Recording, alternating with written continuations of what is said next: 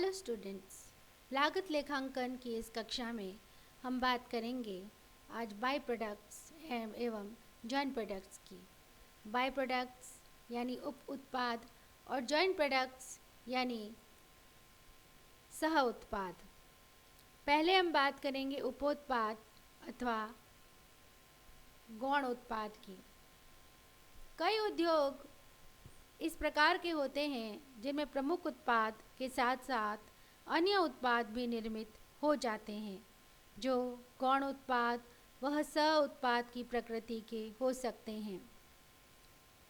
उपोत्पाद अथवा गौण उत्पाद मुख्य उत्पाद की निर्माण प्रक्रिया में जिस वस्तु का प्रासंगिक मतलब इंसिडेंटल अचानक से उत्पन्न उत्पादन हो जाता है तथा जिसका विक्रय योग्य अथवा प्रयोग योग्य कुछ मूल्य होता है, उसे उपोत्पाद या गौण उत्पाद कहते हैं।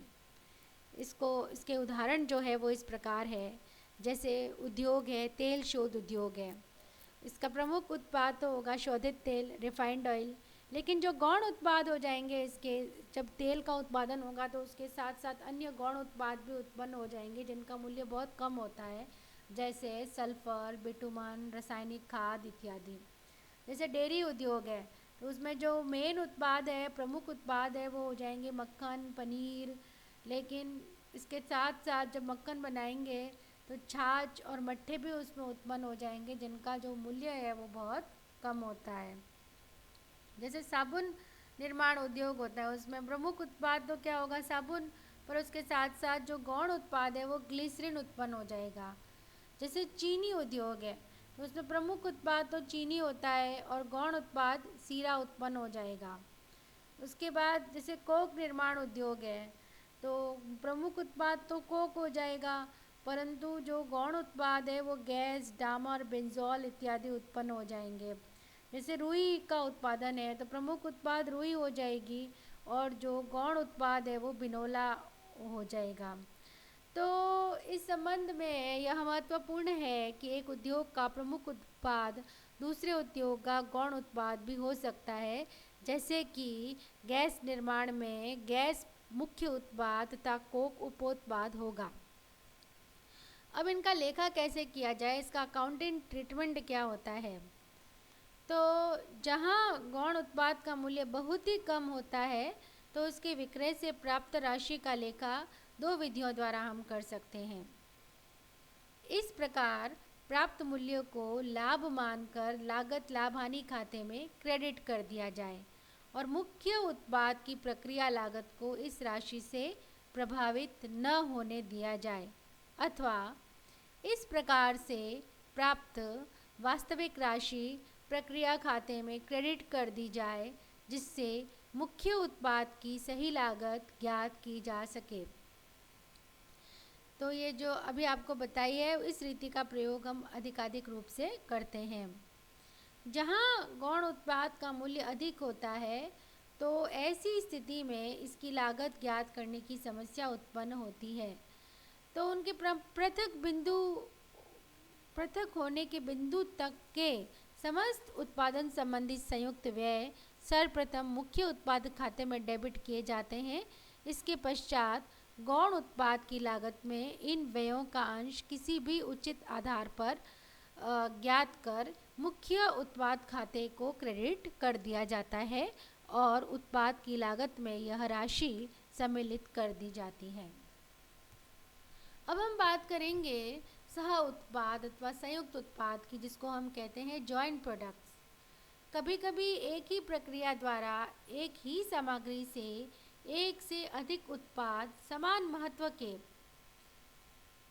सामान्यतः ये विक्रय मूल्य पर आधारित होते हैं, निर्मित हो जाते हैं। ऐसे उत्पादों को संयुक्त उत्पाद कहते हैं। मतलब एक साथ आपके दो प्रमुख उत्पाद निकल जाते हैं। जैसे तेल शोधन प्रक्रिया में गैसोलीन, कैरोसिन, पैराफिन व अशोधित तेल संयुक्त उत्पाद माने जाते हैं। एक ही वस्तु की विभिन्न किस्मों का निर्माण किए जाने पर भी हम इसी शब्द का प्रयोग करते हैं। तो अभी हमने बात की थी गौण उत्पाद की और अब आपको बताया सह उत्पाद। तो इन दोनों में अंतर क्या होता है, पहले हम उसके बारे में बात कर लेते हैं। जो गौण उत्पाद है वह प्रमुख उत्पाद की तुलना में महत्व का बहुत कम होता है, उसका मूल्य बहुत कम होता है। और जो सह उत्पाद होते हैं, जॉइंट प्रोडक्ट्स होते हैं, इनका महत्व समान होता है। प्रमुख उत्पाद की तुलना में गौण उत्पाद का विक्रय मूल्य बहुत कम होता है, जबकि सह उत्पादों के विक्रय मूल्य में अधिक अंतर नहीं होता है। प्रमुख उत्पाद के साथ प्रासंगिक रूप से इसका उत्पादन हो जाता है इंसिडेंटली, लेकिन जो सह उत्पाद है वो साथ साथ दो या अधिक उत्पादों के निर्माण में किसी को भी हम प्रमुख उत्पाद नहीं कह सकते, क्योंकि दोनों ही एक बराबर होते हैं, समान मूल्य के होते हैं और दोनों का महत्व भी समान होता है। जो गौण उत्पाद है वो पृथक्कीकरण बिंदु के पश्चात सामान्यतः आगे अतिरिक्त लागत लगाकर प्रक्रियांकन करना आवश्यक हो जाता है। और लेकिन जो सह उत्पाद है वो एक ही कच्ची सामग्री से उत्पादित होते हैं, परंतु जहाँ सेपरेशन पॉइंट होता है, जहाँ पृथक्कीकरण बिंदु होता है, जहाँ ये दोनों अलग हो जाते हैं, उसके पश्चात प्रक्रियांकन की प्राय आवश्यकता नहीं रहती है। गौण उत्पाद में संयुक्त लागतों का अनुभाजन करने हेतु हम विपरीत लागत विधि प्रयुक्त करते हैं। और संयुक्त लागतों के अनुभाजन में हम अनेक रीतियाँ इस्तेमाल करते हैं, लागू करते हैं। नाउ अब हम इसका सह उत्पाद का लागत निर्धारण कैसे करें, उसका अकाउंटिंग ट्रीटमेंट कैसे करें। सह उत्पाद की कुल लागत, प्रति इकाई लागत तथा स्टॉक के मूल्यांकन के लिए यह आवश्यक है कि सह उत्पादों की कुल संयुक्त लागतों को प्रत्येक सह उत्पाद पर उचित आधार पर बांट दिया जाए। इस प्रकार का वितरण उस समय या उस बिंदु अथवा अवस्था तक संयुक्त व्ययों में किया जाता है जहाँ सह उत्पाद एक दूसरे से अलग हो जाए। उस बिंदु तक किए गए व्ययों का वितरण एवं अनुभाजन के लिए जो रीतियाँ अपनाई जाती है वो इस प्रकार है। लागत इकाइयों की संख्या या मात्रा के आधार पर।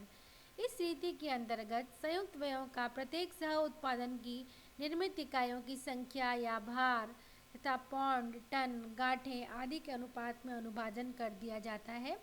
उत्पादन प्रक्रिया में हुई हानि सह उत्पादों पर उनके उत्पादन के आधार पर बांट दी जाती है। जैसे उत्पादन प्रक्रिया में 3 सह उत्पाद ए, बी और सी का निर्माण हुआ और वो 200, 300 व 400 टन किया जाता है, तो वो इनके भार के अनुपात में बांट दिया जाएगा, जैसे 2:3:4। उसके बाद हम बाज़ार मूल्य के आधार पर भी इनको बांट सकते हैं। इस रीति के अंतर्गत संयुक्त व्ययों के सह उत्पादों को बाज़ार मूल्य के अनुपात में बांट देते हैं।